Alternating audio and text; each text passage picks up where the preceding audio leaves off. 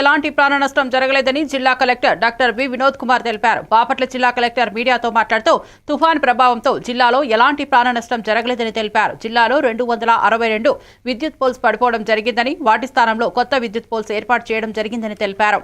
జిల్లా వ్యాప్తంగా 113 చెట్లు పడిపోవడంతో వెంటనే వారిని తొలగించి ప్రజలకు ఎలాంటి చర్యలు తీసుకోవడం జరిగిందన్నారు. మత్స్యకారులు గత 5 రోజులుగా చేపల వేటకు వెళ్లకపోవడంతో వారిని ఆదుకోవాలనే ఉద్దేశంతో ప్రభుత్వం ప్రతి కుటుంబానికి బియ్యాన్ని పంపిణీ చేయడం జరుగుతుందని తెలిపారు. ఈ సమావేశంలో ఆర్డీఓ చంద్రశేఖర్ నాయుడు, తహసీల్దార్ గోపీకృష్ణ పాల్గొన్నారు.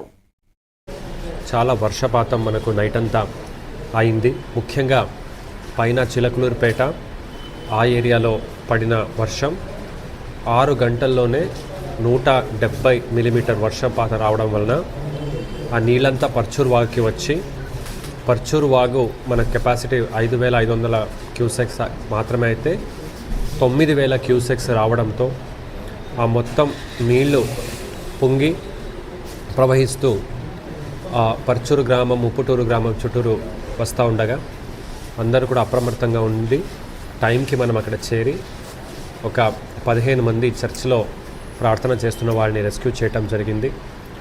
అట్లే అదే గ్రామం నుంచి దూరం నీళ్ళు చుట్టూరు ఉండటం వలన అక్కడ ఒక యువకుడిని రెస్క్యూ చేయటం జరిగింది.